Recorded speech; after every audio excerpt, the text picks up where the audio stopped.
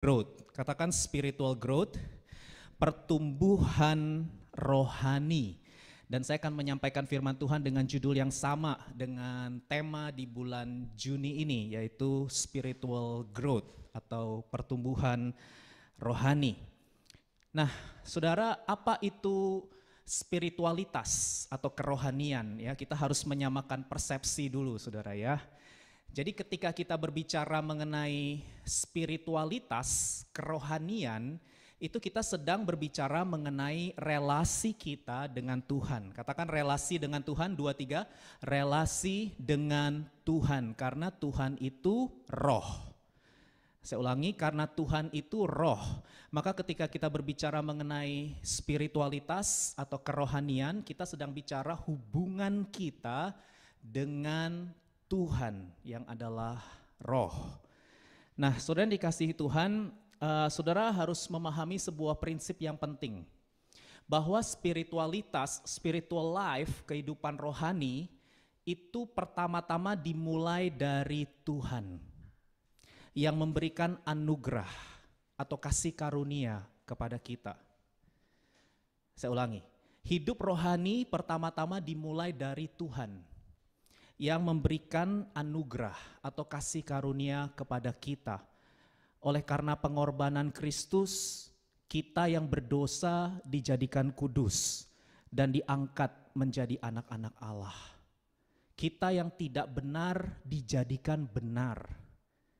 Kita yang berada dalam penghukuman kekal karena upah dosa adalah maut, penghukuman kekal, kita dibebaskan, kita diampuni, dan kita diberikan hidup yang kekal di dalam Kristus. Semua itu terjadi bukan karena hasil usaha dan perbuatan kita, tapi itu semua terjadi karena anugerah, kasih karunia, karena Tuhan cinta sama saudara dan saya. Katakan amin. Efesus 2 ayat 8-9 mengatakan hal tersebut. Nah saudara, kalau saudara baca surat 1 Yohanes pasal 4 ayat 19, jelas dikatakan bukan kita yang lebih dahulu mengasihi Allah. Bukan kita yang lebih dahulu mencintai Tuhan, tetapi Tuhan yang lebih dahulu mencintai kita. Mari kita baca ayat ini bersama-sama. 2, 3. Kita mengasihi karena Allah lebih dahulu mengasihi kita. We love because He first loved us. Nah, ini sebuah prinsip yang penting, saudara ya. Karena dari titik inilah atau dari tahap inilah hidup rohani kita dimulai. Jadi hidup rohani kita dimulai dari Tuhan yang memberikan cintanya kepada kita. Kemudian kita meresponi cintanya Tuhan dengan memberikan cinta kita kepada Tuhan. Itu logika hidup rohani ya, saya ulangi. Logika hidup rohani begini. Dimulai dari Tuhan yang memberikan cintanya kepada kita, kemudian kita meresponi atau menerima cintanya Tuhan dengan kita memberikan cinta kita kepada Tuhan, yaitu dengan melakukan kehendak Tuhan. Itu ya disebut dengan spiritual life atau kehidupan rohani. Sama saudara gini, contoh kalau ada orang bilang sama saudara, I love you, ya, aku mengasihimu, aku cinta kamu, saudara. Maka jika saudara menerima cinta orang tersebut, saudara akan berkata apa? Halo? Kalau saudara menerima cinta orang tersebut, saudara akan berkata apa? I love you too. Betul? Artinya apa? Artinya menerima cinta hanya bisa dilakukan dengan cara memberi cinta. Kalau saudara menerima cinta seseorang dengan berkata, I love you too, itu artinya saudara memberikan cinta saudara kepada orang tersebut. Nah saudara, demikian juga dengan Tuhan. Tuhan jelas mengasihi kita dengan segenap hati, jiwa, kekuatan, dan akal budi. Dia cinta kita habis-habisan dan mati-matian sampai dia mati di atas kayu salib, saudara. Jelas cinta Tuhan habis-habisan buat kita. Nah, cara kita untuk menerima cintanya Tuhan itu adalah dengan kita memberi cinta kita kepadanya. Bagaimana caranya? Mengasihi Tuhan dengan segenap hati, jiwa, kekuatan, dan akal budi. Dan itulah yang Tuhan Yesus katakan sebagai hukum yang terutama dan yang pertama dari seluruh kitab Taurat dan para nabi adalah mengasihi Tuhan, loving God. Nah saudara, hari ini kita mau belajar 3 cara dari firman Tuhan yang ditulis oleh Rasul Petrus di surat 1 Petrus pasal 2 ayat 1 sampai 3. Ada 3 cara untuk kita mengalami pertumbuhan rohani, ya. Pertumbuhan rohani. Ada 3 cara untuk kita bisa mengalami pertumbuhan rohani di dalam Tuhan. Pertumbuhan cinta kepada Tuhan, begitu. Mari siapkan catatan saudara, karena kita semua adalah murid Yesus dan salah satu tanggung jawab murid Yesus adalah belajar, ya. Dengan kita mencatat firman Tuhan itu artinya kita menghormati firman. Dengan kita mencatat itu artinya kita serius mau merenungkan dan melakukan firman Tuhan sebagai ekspresi cinta kita kepada Dia. Nah saudara, ada 3 prinsip. Yang pertama, cara pertama untuk kita mengalami pertumbuhan rohani saudara, itu ada di ayat yang pertama. Mari kita baca bersama-sama 2, 3. Karena itu buanglah segala kejahatan, segala tipu muslihat dan segala macam kemunafikan, kedengkian dan fitnah. Prinsip yang pertama saudara untuk kita bertumbuh secara rohani adalah membuang dosa. Katakan membuang dosa. Ya, tadi dikatakan karena itu, therefore. Nah, saudara, kalimat karena itu adalah sebuah kalimat kesimpulan dari ayat-ayat sebelumnya. Ada nggak yang bawa Alkitab buku ya? Kalau saudara baca hari ini bawa Alkitab buku, kayaknya nggak ada ya. Maka saudara bisa lihat ayat sebelumnya itu apa sih gitu. Sehingga ada kalimat karena itu. Kita harus tahu ayat sebelumnya apa supaya kita ngerti karena apa gitu. Karena apa saya harus membuang kejahatan dan lain sebagainya. Nah saudara, kalau saudara lihat ayat-ayat sebelumnya, maka kita akan melihat di ayat 23 sampai 25, 1 Petrus pasal 1 ayat 23-25 itu bunyinya seperti ini. Kita baca aja, 2, 3. Karena kamu telah dilahirkan kembali bukan dari benih yang fana tetapi dari benih yang tidak fana oleh firman Allah yang hidup dan yang kekal. Sebab semua yang hidup adalah seperti rumput dan segala kemuliaannya seperti bunga rumput. Rumput menjadi kering dan bunga gugur, tetapi firman Tuhan tetap untuk selama-lamanya. Inilah firman yang disampaikan Injil kepada kamu, karena itu buanglah segala kejahatan. Nangkep ya saudara ya. Jadi kita bisa ngerti nih, oh ayat-ayat sebelumnya ini tertulis seperti ini. Jadi karena apa? Apa yang menjadi alasan? Apa yang menjadi dasar atau motivasi kita membuang dosa atau membuang kejahatan? Jawabannya adalah karena kita sudah dilahirkan kembali. Katakan amin. Ya, jadi pertumbuhan hanya bisa terjadi kalau saudara sudah lahir baru. Tanpa kelahiran baru, tanpa pertobatan tidak ada pertumbuhan rohani. Saya ulangi, tanpa kelahiran baru, tanpa pertobatan yang sejati, tidak ada pertumbuhan rohani.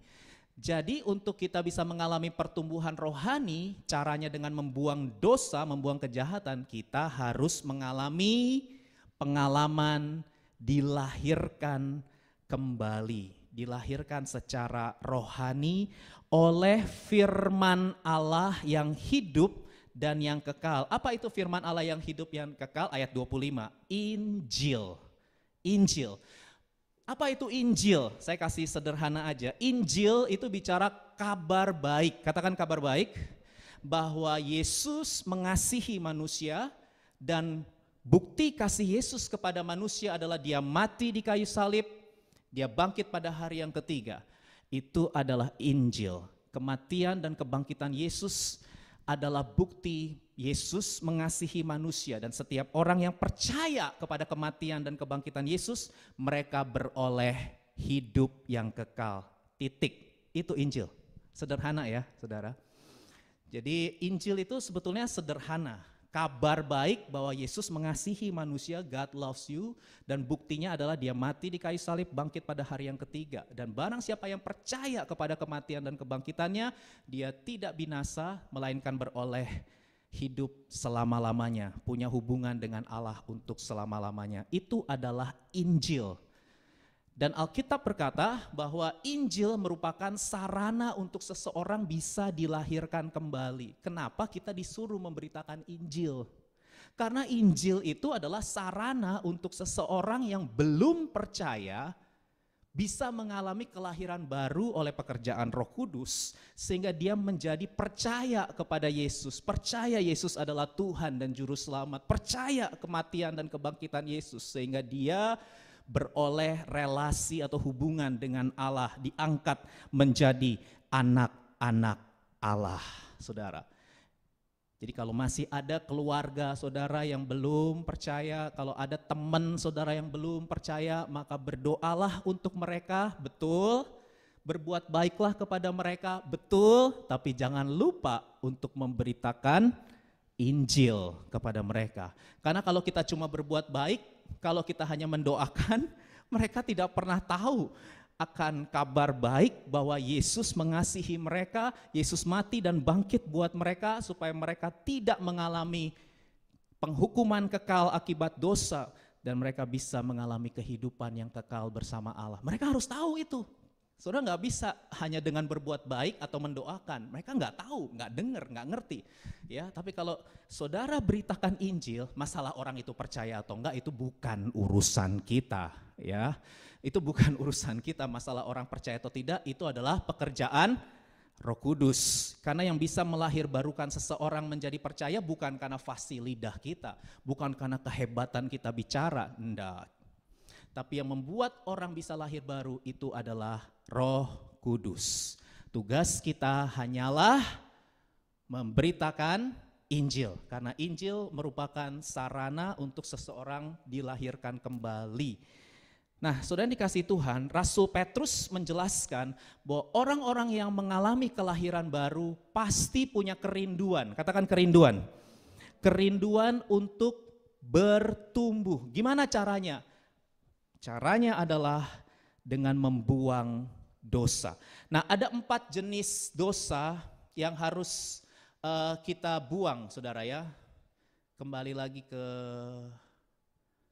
ya ini dia. Ada 4 jenis dosa atau kejahatan, ya saya menyamakan dosa dengan kejahatan, yang harus kita buang kalau kita mau bertumbuh. Yang pertama adalah segala tipu muslihat. Ini bicara mengenai hati yang licik, yang penuh dengan penipuan atau tipu muslihat, saudara ya. Yang kedua adalah segala macam kemunafikan. Apa itu munafik? Menurut Kamus Besar Bahasa Indonesia, saya kutip KKBI aja, munafik itu artinya bermuka dua, berpura-pura, ya berpura-pura percaya atau setia, tapi sebenarnya di dalam hatinya tidak. Suka atau selalu mengatakan sesuatu yang tidak sesuai dengan perbuatannya. Atau saya kasih kata sederhana, munafik itu artinya lain di bibir, lain di hati, saudara ya. Hidup dalam kepalsuan, hidup dalam kepura-puraan, ya itu yang disebut dengan kemunafikan. Dan biasanya kenapa kita jadi orang yang tidak tulus, kita jadi orang yang bermuka dua, karena kita berusaha menjadi people pleasure. Kita mau menyenangkan semua orang, kita mau semua orang itu setuju, suka sama kita gitu. Kita pinginnya begitu ya. Kita pingin menyenangkan semua orang. Ya, itu salah satu penyebab kenapa akhirnya kita hidup dalam kepura-puraan, karena kita nggak mau ditolak sama orang, karena kita nggak mau ada orang yang nggak suka sama kita nggak mau ada oposisi gitu, atau ada haters ya, kita nggak mau, kita maunya semua orang tuh suka sama kita, semua orang itu setuju sama kita, semua orang itu ngikut kita ya, itu sebenarnya akarnya adalah centered ya, karena kehidupan kita berpusat kepada diri. Kita mau semua orang tuh setuju sama kita, akhirnya kita relakan segala macam cara.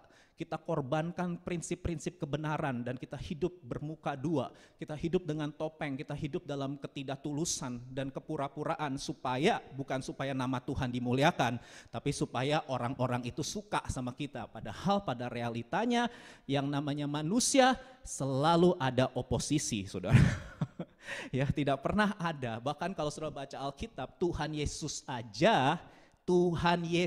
aja yang adalah Tuhan punya oposisi nggak, saudara?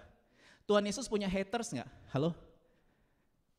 Siapa ini orang-orang yang menyalibkan? Itu haters, saudara. Yang menyalibkan Tuhan Yesus itu haters, pembenci Yesus. Apakah Yesus berarti gagal dalam melakukan misinya? Tidak, Yesus tidak gagal. Yesus tidak menyenangkan semua orang. Ada haters, ada oposisi Yesus. Bahkan sampai hari ini, haters dan oposisi Tuhan Yesus itu cukup banyak, saudara, di dunia ini ya.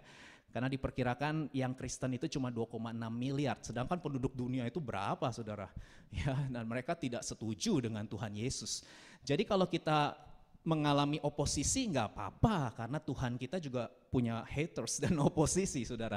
Tetapi yang penting adalah kita hidup dalam kebenaran, hidup dalam ketulusan, hidup dalam kemurnian. Tidak lain di bibir, lain di hati. Yesus katakan kalau ya, katakan ya. Kalau tidak, katakan tidak. Halo, betul? Iya, Tuhan mau kita jadi orang yang berintegritas. Amin. Apa yang kita ucapkan itu memang meluap dari hati kita yang jujur dan tulus. Nah, saudara, yang ketiga adalah kedengkian. Ya, kedengkian itu sama dengan envy atau iri hati. Nah, saya udah pernah sharing ini ya. Kenapa sih kita iri sama orang? Karena kita punya desire, kita punya keinginan. Aku ingin begini, aku ingin begitu ya, ingin ini, ingin itu, karena kita punya keinginan. Nah, ketika keinginan kita tidak terpenuhi, lalu kita lihat orang lain punya yang kita inginkan, orang lain memiliki apa yang kita inginkan, kita jadi envy, kita jadi iri sama dia, ya, panas hati kita. Dan kalau saudara nggak kuasai emosi saudara ketika iri sama orang lain, maka puncaknya saudara akan melakukan yang namanya fitnah. Fitnah ini adalah puncak dari iri hati kita, ya. Kita berusaha jatuhin orang itu. Kita berusaha rusak nama orang itu. Gimana cara merusak nama orang itu? Dengan cara menyebarkan berita palsu. Fitnah itu adalah kita menyebarkan berita yang bohong, berita yang palsu, bukan yang sebenarnya. Nah, kenapa kita tega melakukan hal itu? Karena kita iri. Bilang sama kanan kiri, hati-hati dengan keinginan. Ya, saudara, boleh punya keinginan, saudara ya, tapi harus dikontrol. Halo, amin. Punya keinginan boleh nggak? Boleh dong, kita kan manusia personal. Manusia personal itu punya pikiran, punya perasaan, dan punya keinginan. Jadi tidak salah untuk kita punya keinginan. Tapi saudara harus kuasai diri. Saudara harus kuasai keinginan-keinginan. Tidak semua keinginan kita harus dipenuhi. Ya, ada hal-hal yang kita perlu belajar untuk selalu mengucap syukur dan tidak membandingkan diri kita dengan orang lain, karena orang lain punya urusannya sendiri. Tapi gimana kita bersyukur buat karya Tuhan dalam hidup kita, bahwa Dia sedang berkarya menjadikan segala sesuatu indah dan baik pada waktunya. Katakan amin. Ya, jadi sabarlah dengan proses Tuhan dan gak usah membandingkan diri dengan orang lain. Orang lain punya prosesnya sendiri, ya. Jangan dibanding-bandingin karena memang beda prosesnya, saudara.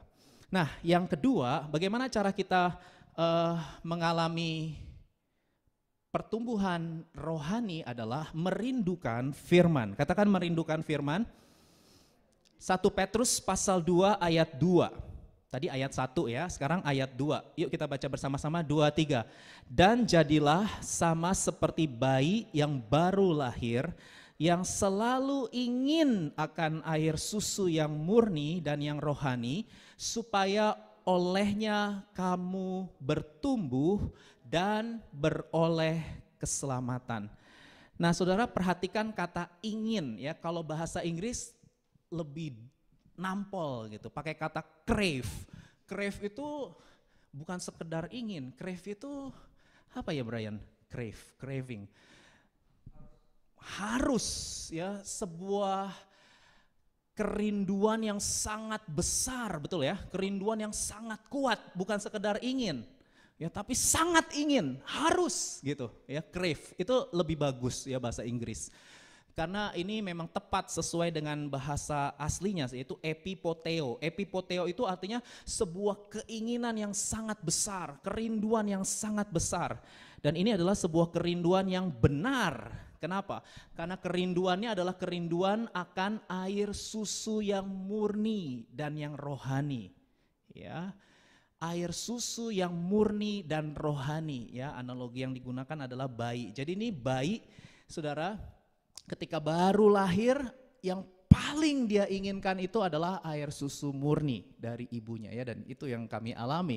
Dan Petrus menggunakan analogi tersebut, bahwa ketika kita lahir baru, maka untuk bertumbuh secara rohani kita membutuhkan air susu yang murni dan yang rohani, saudara. Dan itu adalah firman Tuhan. Karena firman Tuhan adalah makanan rohani kita. Nah, saudara, kata bertumbuh itu dalam bahasa aslinya lebih tepat ya, berdasarkan tensisnya. Kata bertumbuh di sini, saudara, itu lebih tepat diterjemahkan dengan terus menerus bertumbuh. Katakan terus menerus bertumbuh. Terus menerus bertumbuh. Jadi tensisnya itu progress. Jadi pertumbuhan itu adalah sesuatu yang sifatnya progress. Terus menerus bertumbuh. Dikatakan supaya olehnya kamu terus menerus bertumbuh dan beroleh keselamatan. Nah, kata beroleh keselamatan sebenarnya kurang tepat, saudara ya. Karena kalau berdasarkan bahasa aslinya, kata beroleh itu lebih tepat diterjemahkan menuju. Jadi kalau boleh saya terjemahkan berdasarkan bahasa aslinya begini, supaya olehnya kamu terus menerus bertumbuh menuju keselamatan, Nah, saudara, apa artinya keselamatan di sini? Ya, arti keselamatan itu kan kalau saudara sering ikuti mimbar BIC Korea, keselamatan itu ada paketnya, yaitu justification, sanctification, glorification, ya, pembenaran karena iman, penyucian, dan akhirnya pemuliaan, di mana kita nanti bertemu Yesus, tubuh kita diubah dengan tubuh kebangkitan, disitulah kita mengalami kesempurnaan. Kalau sekarang kita belum. Kita masih disempurnakan selalu. Sekarang kita belum sempurna. Jadi saudara nggak usah shock kalau ngeliat ada pendeta jatuh, ya, ada hamba Tuhan jatuh, atau ada rekan gereja kok meleset, ya. Saudara nggak perlu shock karena mereka memang belum sempurna. Mereka masih bisa salah, masih bisa meleset, karena kita semua ada dalam proses disempurnakan. Nanti, sempurnanya itu nanti. Kapan? Waktu Yesus datang. Dia akan ubah tubuh kita dengan tubuh kebangkitan, dan disitulah kita akan bersama-sama. Nah, itu kata menuju keselamatan itu, saudara jadi harus mengerti ya. Menuju keselamatan itu artinya kita mengalami proses perubahan, ya. Kita mengalami proses pembaharuan sampai kita menjadi sempurna nanti. Sempurna seperti siapa? Sempurna seperti Tuhan Yesus Kristus. Karena definisi dari keselamatan itu adalah usaha Tuhan untuk mengembalikan manusia kepada rancangannya yang semula. Nah, apa sih rancangan Tuhan yang semula kepada manusia? Kalau sudah baca kitab Kejadian pasal 1 ayat 26 dikatakan manusia itu diciptakan segambar dan serupa dengan Allah, tapi karena manusia jatuh di dalam dosa, jadi manusia nggak mirip lagi sama Tuhan, ya. Manusia nggak lagi memancarkan gambar Tuhan, betul? Halo? Iya, manusia saling melukai, saling menjelek-jelekan, saling menjatuhkan, saling membenci, dan lain sebagainya. Itu kan bukan gambar Tuhan, karena dosa merusak image itu. Tapi ketika kita lahir baru, image itu dipulihkan. Tapi namanya pemulihan itu prosesnya panjang. Prosesnya lama sekali, saudara ya. Panjang. Sampai kapan? Sampai kita mengakhiri hidup kita. Nah, kita nggak tahu hidup kita berakhirnya kapan. Jadi kita sedang ada dalam proses menjadi serupa dengan Tuhan. Bilang sama kanan kiri, saya sedang dalam proses, gitu bilang. Ya, karena kadang-kadang kita tuh terlalu menaruh ekspektasi yang tinggi ya. Wah, kalau anak Tuhan tuh harus begini ya, kalau pendeta tuh harus gini ya. Kita tuh punya ekspektasi yang terlalu tinggi kadang-kadang sama orang. Kenapa kita kecewa sama orang? Halo, kenapa kecewa? Karena kita menaruh ekspektasi yang terlalu tinggi. Kita lupa kalau kita ini semua sedang ada dalam proses. Udah selesai belum prosesnya? Belum, saudara ya. Itu sebabnya kalau saudara melihat ada saudara seiman yang jatuh, jangan disyukurin, dicaci maki ya, atau tapi saudara harus doakan, saudara harus hampiri, kasihi dia. Ya, jangan syukurin lu jatuh, syukurin. Waduh, jangan dong, saudara ya. Hati-hati loh. Kalau mereka bisa jatuh, kita pun bisa. Kalau enggak hati-hati, ya. Jadi kalau ada lihat saudara seiman sedang mengalami kejatuhan, kita harus doain dan kasihi orang itu supaya orang itu kembali kepada Tuhan, karena kita semua sedang ada di dalam proses. Nah, saudara, jadi firman Tuhan merupakan sarana untuk pertumbuhan rohani. Kalau saudara baca Injil Matius pasal 4 ayat 4, Tuhan Yesus juga bilang manusia itu hidup bukan hanya dari roti saja, tapi dari apa, saudara? Firman yang keluar dari mulut Allah. Halo, betul ya? Matius 4 ayat 4, saya nggak cantumin di PPT. Jadi firman Tuhan itu merupakan sarana untuk kita bisa memiliki pola pikirnya Tuhan. Jadi kalau kita baca kitab suci, itu ya, kalau kita baca Alkitab, kita harus punya tujuan yang benar. Aku ini baca Alkitab bukan untuk berdebat. Aku ini baca Alkitab bukan untuk sok-sokan, ya. Tapi aku baca Alkitab karena aku mau berubah, karena aku mau punya pola pikirnya Tuhan. Halo, sehingga kita nggak jadi ahli Taurat ya, yang hanya tahu ayat ya untuk kesombongan diri ya, hafal ayat hanya untuk kesombongan diri gitu, enggak ya. Tapi kita baca Alkitab, kita merenungkan firman Tuhan supaya kita punya pola pikir atau cara pandang atau kacamata ya, biar lebih gampang ya. Kita tuh baca Alkitab supaya kita punya kacamatanya Tuhan. Dalam melihat segala sesuatu itu, kita harus melihatnya seperti Tuhan melihatnya. Jadi ketika kita melihat uang, nah kalau orang merenungkan firman siang dan malam, ketika mereka melihat uang, mereka nggak cinta sama uang. Karena mereka tahu uang sarana, bukan tujuan. Alkitab katakan tujuan hidup manusia adalah loving God and loving people. Nah, gimana cara untuk loving God, loving people? Salah satu sarananya adalah dengan memiliki uang. Nah, kalau kita ngerti uang itu sarana bukan tujuan, berarti hidup untuk uang atau uang untuk hidup? Halo? Hidup untuk uang atau uang untuk hidup? Hidup untuk apa? Untuk makan. Makan untuk apa? ya harus dicari terus ya, makan untuk apa ya? Terus dilanjutkan sampai akhirnya kita ketemukan akarnya bahwa hidup itu untuk mengasihi Tuhan dan sesama manusia. Katakan loving God and loving people. Nah, saudara dikasih Tuhan, ini sudut pandang ya, ini penting. Kenapa banyak orang Kristen terjebak dalam keserakahan, dalam greedy ya, dan lain sebagainya. Mereka Kristen tapi jahat banget bisnisnya, kotor banget dalam pekerjaannya, licik sekali. Padahal Kristen. Kenapa bisa begitu? Iya, karena firman itu tidak jadi pola pikir dia. Dia hanya tahu firman sebatas pengetahuan, tapi tidak menjadikan firman sebagai kacamata yang dia pakai untuk melihat segala sesuatu. Nah, ini sekali lagi ini sebuah proses, saudara ya. Itu sebabnya saya mengajak saudara ada di komunitas, karena di community of love itu kita diskusi mengenai banyak hal, bahwa hidup ini tidak sesimpel khotbah. Ya, saya juga khotbah mah gampang aja gitu ya. Tapi ntar kalau udah praktek ada pergumulan, ada benturan, ada hal-hal yang nggak sesuai dengan realita yang kita inginkan begitu ya, betul? Nah itu makanya didiskusikannya di mana? Di komunitas, saudara. Jadi bagi saudara yang belum, saya mengajak setiap hari Rabu untuk join komunitas BIC, karena disitulah kita bisa saling berbagi satu dengan yang lain, curhat dan juga saling mendoakan supaya kita kuat di dalam Tuhan. Amin, saudara. Nah, kalau bicara mengenai memakan firman, ya saya pakai istilah memakan firman, ini ada dua hal yang penting yang saudara harus tahu, yaitu mengunyah dan mencerna. Katakan mengunyah dan mencerna.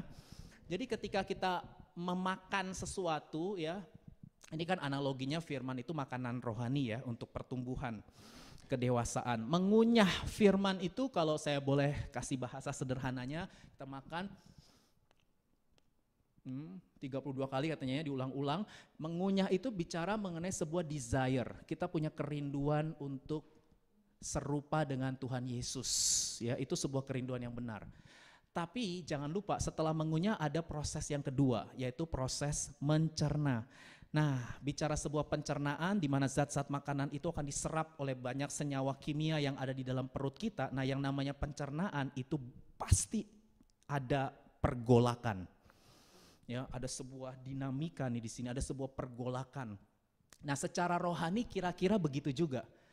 Ya, jadi kalau misalnya nih, saudara dengar firman Tuhan nih hari ini ya, oh ya hidupku tujuannya adalah mengasihi Tuhan. Itu baru mengunyah. Begitu keluar dari ruangan ini, ya, saudara akan ketemu dengan orang-orang yang sama. Saudara akan ketemu dengan orang-orang yang menyebalkan, orang-orang yang menjengkelkan. Itu mungkin adalah teman saudara, mungkin itu dosen saudara, mungkin itu atasan saudara, bos saudara. Mereka nggak berubah. Senin saudara ketemu sama mereka, Senin, Selasa, Rabu, Kamis, Jumat. Saudara akan ketemu dengan orang-orang yang sama. Dan saudara juga nanti akan berhadapan dengan situasi dan keadaan yang tidak selalu nyaman. Kita pinginnya kan hidup kita nyaman, lancar, smooth gitu ya. Tapi enggak, bisa aja tiba-tiba terjadi sakit. Saudara, kok bisa ngalamin sakit? Ya. Saudara bisa aja mengalami kehilangan. Saudara mungkin mengalami apalah ya, nggak tahu ya namanya hidup di dunia. Bisa aja dan saudara akan mulai bergejolak. Ya, tadinya udah punya tujuan benar nih, aku mau mengasihi Tuhan, aku mau mengasihi sesama, amin untuk firman Tuhan. Begitu keluar beberapa jam kemudian atau mungkin gak tunggu jam, menit kemudian, saudara akan diperhadapkan dengan situasi, keadaan, orang-orang ya, yang membuat saudara terpancing emosinya untuk lupa akan firman itu. Ya, dan itu pergumulannya itu terus terjadi saudara dimanapun kita berada ya. Pencernaan itu merupakan sesuatu yang mencerna, maksud saya mencerna itu merupakan sesuatu yang sangat tidak nyaman ya buat diri kita, tidak nyaman. Yang namanya pergolakan itu tidak nyaman. Halo, betul? Iya. Saudara akan diperhadapkan dengan benturan-benturan dan Tuhan izinkan itu terjadi supaya apa? Supaya kita betul-betul bisa mencerna secara penuh semua zat makanan itu dan akhirnya makanan itu menjadi energi atau kekuatan dalam hidup kita. Sama saudara, Tuhan akan membawa kita mengalami proses pergolakan. Ini sesuatu yang gak menyenangkan di telinga ya, tapi saya harus sampaikan bahwa hidup Kristen itu mengalami pergolakan.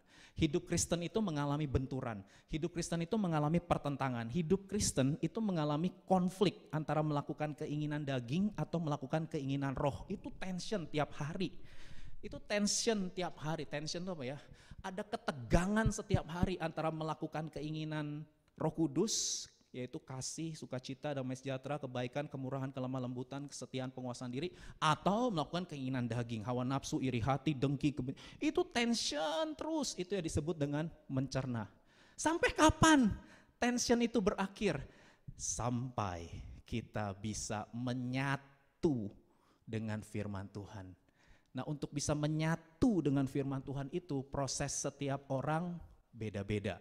Nanti saya akan sharing di bagian akhir sebelum saya akhiri khotbah itu. Ya, untuk kita bisa setuju dengan Tuhan. Apa yang Tuhan mau itu yang aku mau, apa yang Tuhan senang itu yang aku senang. Waduh, itu proses pergolakannya panjang, Saudara.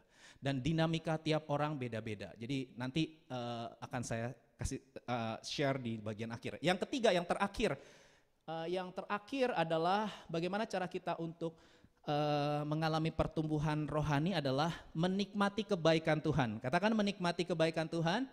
1 Petrus 2 ayat 3. Yuk kita baca bersama yuk. 2, 3. Jika kamu benar-benar telah mengecap kebaikan Tuhan. Nah, Bahasa Indonesia pakai kata jika ya, tapi kalau sudah lihat NIV pakai kata now that you have been tested, that the Lord is good. Ya, terjemahan Revised Standard Version adalah for you have tested the kindness of the Lord. Jadi lebih tepatnya tuh karena kalian telah benar-benar mengecap kebaikan Tuhan, makanya kalian bertumbuh secara rohani. Jadi cara ketiga untuk kita mengalami pertumbuhan rohani adalah dengan mengecap. Nah, kata mengecap itu sebenarnya lebih tepat berdasarkan bahasa aslinya geomai, lebih tepat diterjemahkan menikmati. Menikmati kebaikan Tuhan, ya. Karena kamu telah menikmati kebaikan Tuhan. Nah, memang kalau kita bicara mengenai kebaikan Tuhan itu bisa merujuk pada apa saja. Tapi kalau kita lihat konteks dari ayat-ayat sebelumnya, nih 1 Petrus pasal 1 ayat 18-19 ini ada lagunya ya. Bukan dengan barang fana kau menebus hidupku. Oh fales. Ya saudara, 1 Petrus 1 ayat 18-19 itu kita bisa mengerti bahwa kebaikan Tuhan yang terutama itu adalah penebusan Kristus. Katakan penebusan Kristus. Ya, jadi kita ditebus dengan darah yang mahal, yaitu darah Kristus. Itulah kebaikan Tuhan yang terutama. Bukan berarti kebaikan-kebaikan lain enggak ya. Oh, saudara dapat penghasilan yang besar, itu juga oh puji Tuhan, syukur. Saudara dapat pacar yang cakep, suami atau istri yang baik, keluarga yang baik, ya itu juga berkat Tuhan. Saudara dapat kesehatan yang baik, ya itu juga berkat Tuhan. Tapi itu bukan yang terutama. Itu bukan yang terutama. Kesehatan, relationship, keuangan yang baik dan lain sebagainya, itu berkat Tuhan, tapi bukan yang terutama. Yang terutama hanyalah satu, yaitu penebusan Yesus buat hidup kita. Nah, kalau saudara ngerti fundamennya iman Kristen, kita nggak mungkin kepahitan sama Tuhan, kita nggak mungkin kecewa sama Tuhan. Kalau kita ngerti fundamental dari kebaikan Tuhan itu hanyalah satu, yaitu Christ is enough. Yesus itu cukup bagiku. Ya, aku sehat maupun sakit tetap cinta Yesus. Ada uang nggak ada uang tetap cinta Yesus. Dalam keadaan susah atau senang tetap cinta Yesus. Karena kebaikan yang terutama dalam hidupku adalah aku ditebus dengan darah yang mahal. Dan itu nggak bisa digantikan dengan uang, kesehatan, atau apapun yang ada di dunia ini. Nah saudara, para teolog dalam buku Katekismus Westminster, mereka mengatakan, ini saya mengutip dari para teolog ya, bahwa tujuan hidup manusia adalah to glorify God and to enjoy Him forever. Nah saudara, sebentar lagi saya akan berakhir firman hari ini. Saya mau closing statement dengan begini saudara. Jadi kita bicara mengenai pertumbuhan rohani, sekali lagi saya menyoroti dari sudut pandang pertumbuhan rohani itu adalah sebuah hubungan cinta dengan Tuhan. Ya, sebuah hubungan cinta dengan Tuhan, dan ini adalah sebuah proses perjalanan seumur hidup. Katakan seumur hidup. Nah, ini yang mau saya bagikan. Karena seumur hidup, saudara harus tahu prosesnya saya dengan prosesnya saudara itu totally different. Kita berbeda. Jadi kita nggak boleh membanding-bandingkan perjalanan rohani kita dengan orang lain, saudara. Karena paling tidak, ini saya dapat dari seorang pendeta, jadi bukan dari saya ya, saya ngutip dari pendeta Yohan Candawasa. Ya, beliau menurut saya menarik apa yang beliau tulis. Jadi saya mengutip dari beliau, menurut saya menarik untuk saya bagikan. Jadi bicara tentang spiritual formation atau perjalanan rohani, formasi spiritual tiap orang itu beda-beda, saudara, dinamikanya beda-beda. Ya, yang pertama saudara ya, gambaran yang pertama, ini adalah gambaran yang paling ideal. Ya saya sebut paling, ada 5 loh ya. Ini gambaran yang paling ideal yang pertama, maka saya taruh di pertama, yaitu kalau boleh pakai grafik ya, saya nggak bisa gambar grafik sih ya. Kalau boleh pakai grafik, nih yang pertama ini, orang ini konsisten, jadi grafiknya tuh naik terus sampai akhir. Naik terus, on fire terus, cinta Tuhan terus dari awal pertengahan sampai akhir gitu. Nah itu siapa tokoh di Alkitab yang ideal banget? Yusuf. Kalau saudara lihat kisah Yusuf, Alkitab nggak catat dosanya Yusuf. Lalu siapa lagi? Daniel. Kalau saudara baca Daniel Alkitab nggak catat dosanya Daniel. Bukan berarti mereka nggak berdosa ya. Bukan berarti mereka nggak berdosa. Pasti mereka ada dosanya. Halo, betul nggak? Tapi Alkitab nggak catat. Kalau kita baca kisahnya Yusuf sama Daniel, kok kayak sempurna gitu.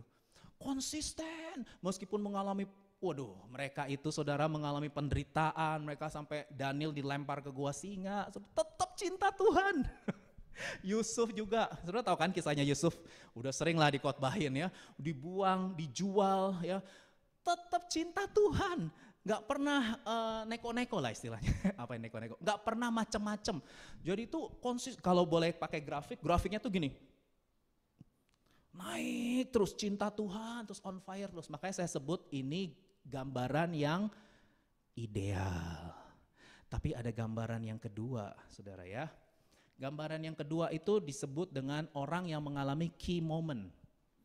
Nah ini juga menarik buat saya. Jadi gini, orang yang mengalami key moment, apa sih key moment? Gini, jadi orang ini sudah terima Tuhan Yesus, sudah dibaptis, dia sudah jadi murid Yesus. Kalau sudah tanya sama dia, kamu sudah mengalami cintanya Tuhan belum? Sudah.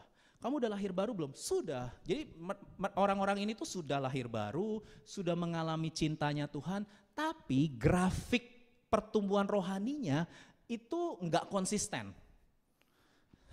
Ya, biasa-biasa aja, nggak ada sesuatu yang luar biasa terjadi dalam hidupnya, nggak ada yang spektakuler. Kalau dibilang cinta Tuhan, cinta sih, tapi nggak penuh gitu loh.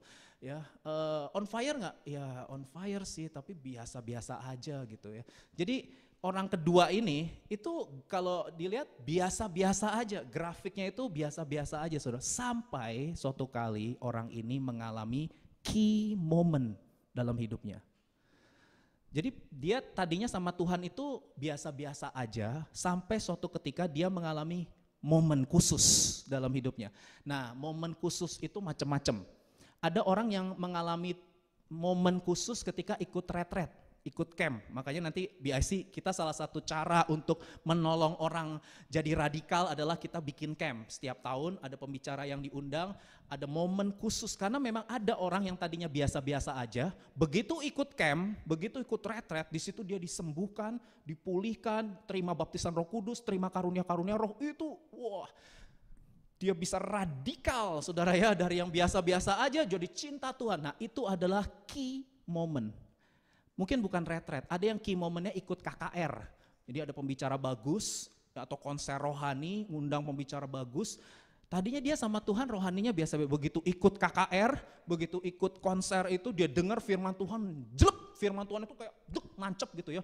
Padahal dia selama ini udah dengar firman tapi nggak pernah nancep-nancep. Ya, tapi kali itu nancep, nah itu key moment.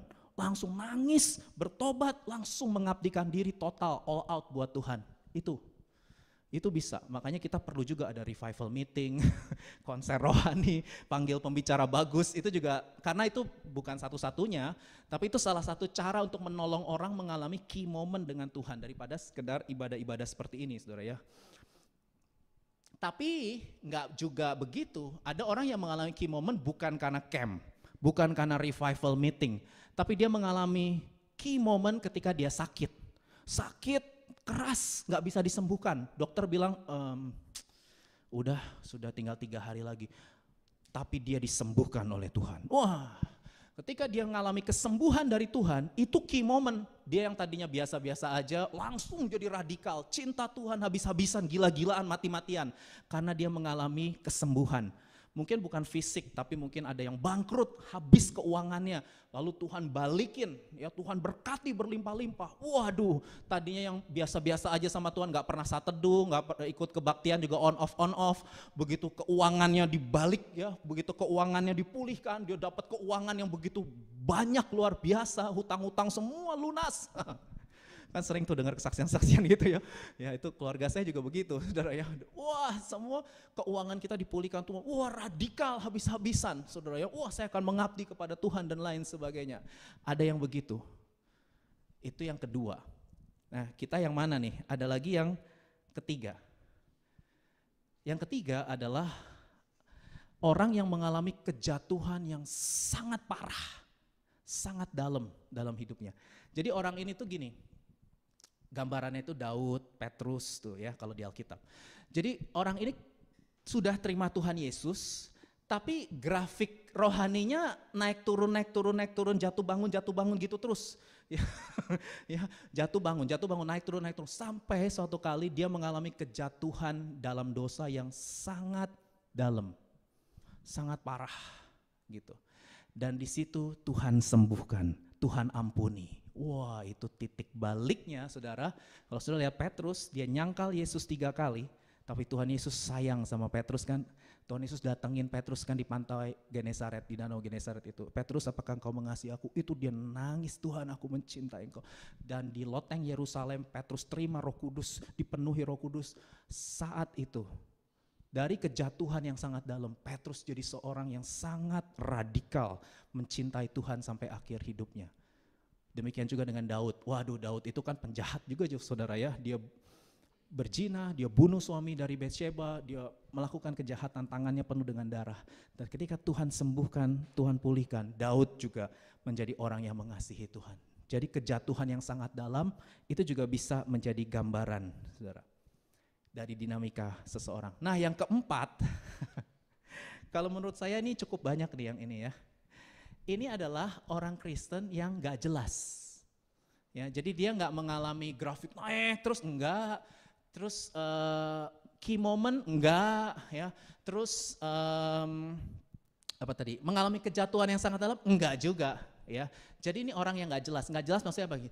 Kalau ditanya, kamu percaya Yesus nggak? Percaya Yesus. Mungkin dari kecil sejak itu dia udah Kristen, ya. Percaya Yesus adalah Tuhan dan Juru Selamat, percaya. Tapi pertumbuhan rohaninya nggak jelas. Jadi kalau dibilang kamu punya kesaksian nggak di jamaah Tuhan? Enggak. Kamu punya kesaksian nggak bahwa Tuhan baik buat hidup kamu? Enggak.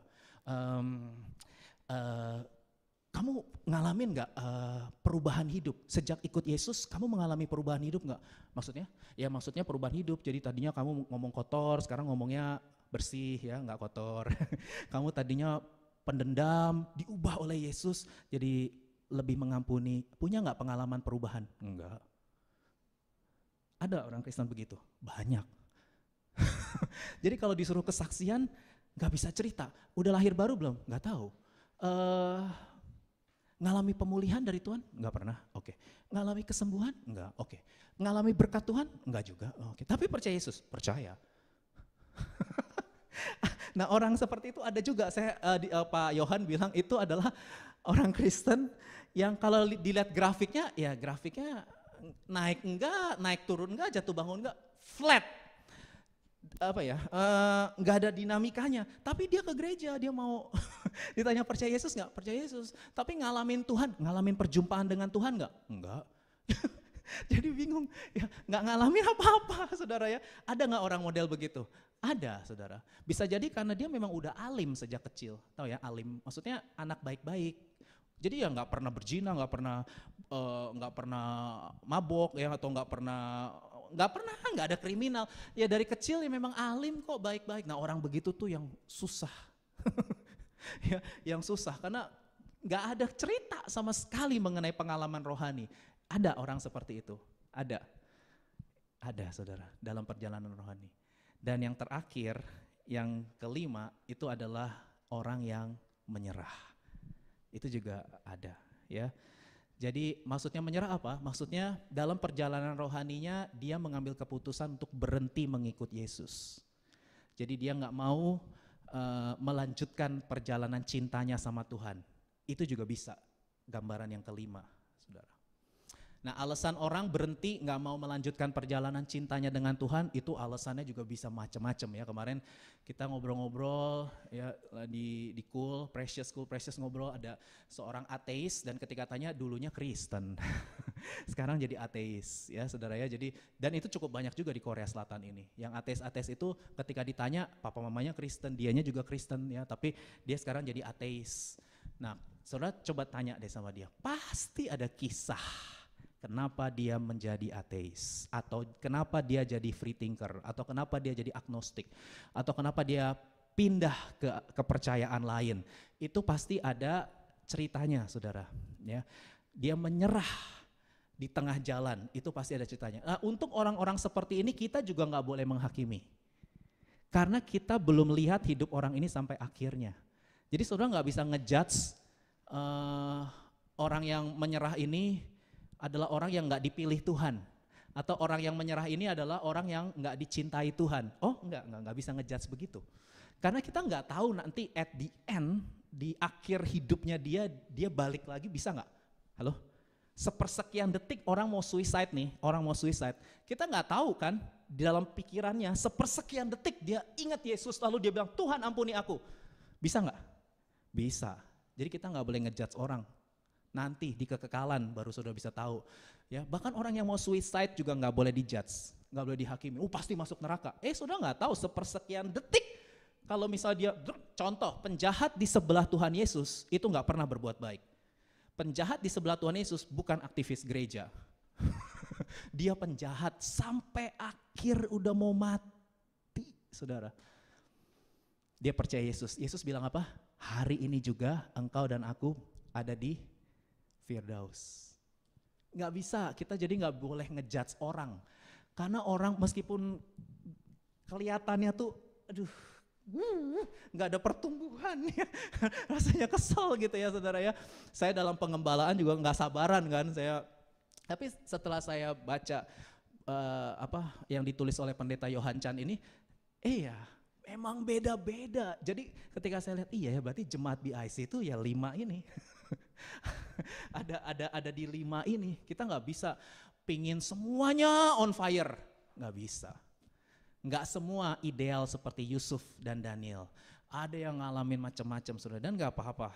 Dan intinya adalah Tuhan tetap cinta sama kita semua. Nah saya mau kasih kalimat ini saudara. Kan ini bicara tentang pertumbuhan rohani, bicara tentang relasi dengan Tuhan ya. Nah bicara relasi dengan Tuhan itu ada 2. Yang pertama saudara, kalau bicara relasi itu harus lihat dari 2 sisi.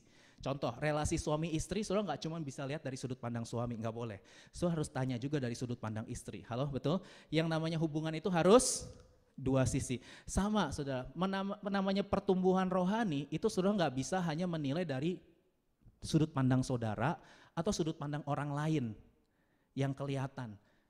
Tapi saudara harus lihat ada Tuhan yang tidak kelihatan. Nah Paulus tulis di 2 Korintus 4 ayat 18, kami tidak memperhatikan yang kelihatan, melainkan yang tidak kelihatan. Karena yang kelihatan adalah sementara, sedangkan yang tidak kelihatan adalah kekal. Ngerti gak maksudnya saudara? Maksudnya gini, bagaimanapun secara mata kita lihat nih orang gak jelas kerohaniannya, nih orang jatuh bangun, naik turun terus, kita gak boleh ngejudge orang tersebut saudara. Dan saudara yang mengalami kerohanian seperti itu pun, saudara intinya cuma 1. Saya nggak tahu ya saudara di 5 ini yang mana. Kayaknya kita banyakan yang nggak jelas deh. Saya nggak tahu sih, tapi ya kayaknya lebih banyak gitu deh ya. Kita ngerasa jadi orang Kristen biasa-biasa aja, semuanya serba nggak jelas. Nggak ada kesaksian hidup, nggak ada yang bisa diceritain gitu ya. Kayaknya gitu deh. Nah kalaupun kita ada di titik itu, jangan pernah berhenti. Intinya 1, apapun dinamika kerohanian saudara, entah 1, 2, 3, 4, jangan sampai ke yang 5 ya saudara. Jangan pernah menyerah, jangan pernah menyerah. Karena Paulus bilang, aku gak memperhatikan yang kelihatan. Mungkin yang kelihatan kita malas saat teduh, malas ke gereja, malas, itu yang kelihatan. Tapi ada yang tidak kelihatan. Yang tidak kelihatan itu, di balik males-malesnya kita, Roh Kudus sedang terus bekerja.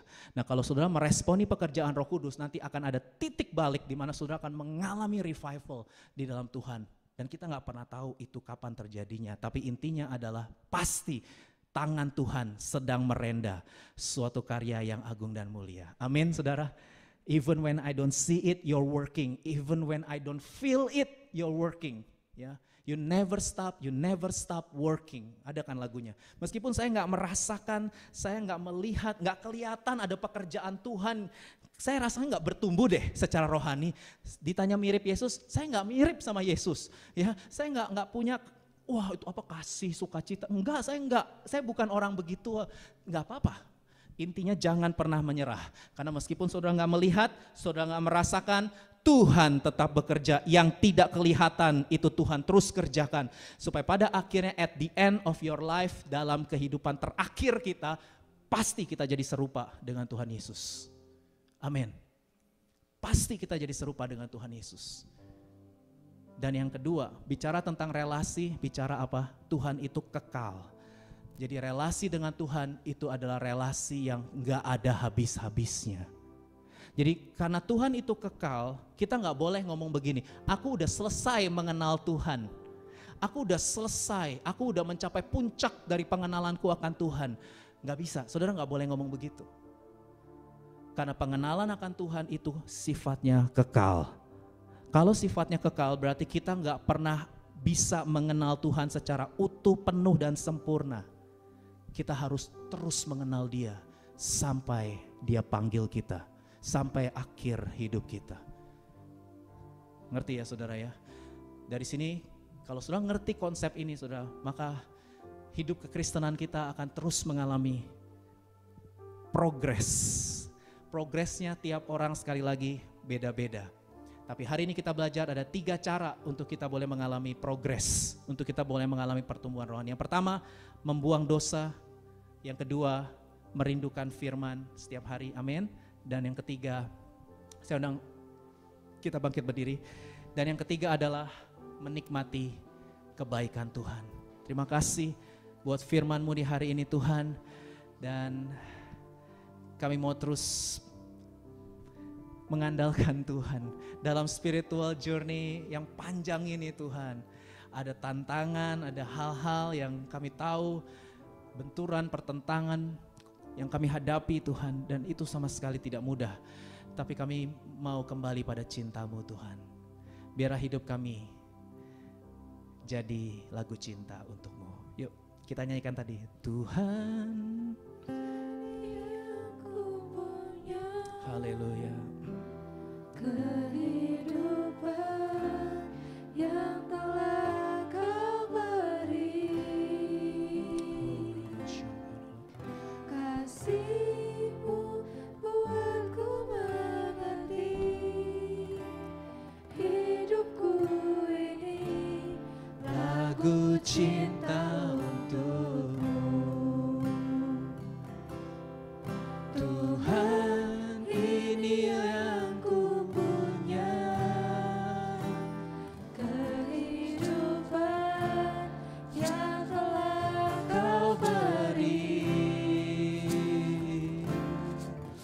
kasih-Mu buatku mengerti, hidupku ini lagu cinta untuk. Sekali lagi, Tuhan inilah yang ku punya. Tuhan ini yang ku punya. Terima kasih Tuhan. Kehidupan yang telah Kau beri, kasih-Mu buatku mengerti, hidupku ini lagu cinta untuk-Mu. Kasih-Mu, kasih-Mu buatku mengerti, hidupku ini lagu cinta untuk-Mu. Terima kasih. Kami mengalami cintanya Tuhan dan kami mau meresponi cintanya Tuhan dengan kami mau memberikan cinta kami kepada Tuhan. Sampai benar-benar hanya Tuhan saja yang paling kami cintai dalam hidup ini. Tentu untuk mencapai hal tersebut kami gak bisa dengan kekuatan sendiri. Kami butuh Allah Roh Kudus menolong, membantu, melengkapi kami. Tolong kami ya Roh Kudus. Di tengah dinamika perjalanan rohani, mungkin ada di antara setiap kami ya Tuhan, Engkau yang tahu kami mengalami kejatuhan yang sangat dalam. Kami mengalami banyak problem, kami mengalami banyak hal yang tidak jelas dan tidak menentu. yang hampir membuat kami menyerah. Tapi hari ini kami tahu betapa cintanya Tuhan dalam hidup kami, bahwa Engkau tidak pernah menyerah untuk mencintai kami ya Tuhan. Dan cinta-Mu itulah yang membuat kami mau terus berjalan, kami mau terus melangkah, kami mau terus bertumbuh sampai kami berjumpa dengan Tuhan Yesus muka dengan muka. Kuatkan dan teguhkan hati jemaat-Mu Tuhan, supaya gairah untuk membuang dosa, gairah untuk merindukan firman, dan gairah untuk terus menikmati kebaikan Tuhan itu menjadi kehidupan yang kuat Tuhan dimanapun kami berada, yang kuat, yang kokoh, yang tidak tergoncangkan oleh apapun Tuhan. Terima kasih Roh Kudus untuk firman-Mu di hari ini. Kami percaya kasih karunia-Mu senantiasa berlimpah buat hidup setiap kami. Sebentar kami akan pulang. Kami rindu terima berkat dari Tuhan. Mari buka hati, tengadahkan kedua belah tangan saudara. Terimalah berkat dari Allah kita. Tuhan memberkati engkau dan melindungi engkau. Tuhan menyinari engkau dengan wajahnya dan memberi engkau kasih karunia. Tuhan menghadapkan wajahnya kepadamu dan memberi engkau damai sejahtera. Pulanglah, kasihilah Tuhan Allahmu dengan segenap hati, jiwa, kekuatan, dan akal budimu. Dan kasihilah sesamamu manusia seperti engkau mengasihi dirimu sendiri. Mulai dari sekarang sampai Maranatha, datanglah segera ya Tuhan Yesus. Kami semua merindukan-Mu. Dalam nama Yesus, semua orang yang mau terus mencintai Tuhan sama-sama katakan amin. Haleluya. Silakan duduk, sudah dikasih Tuhan. Kami rindu mengenal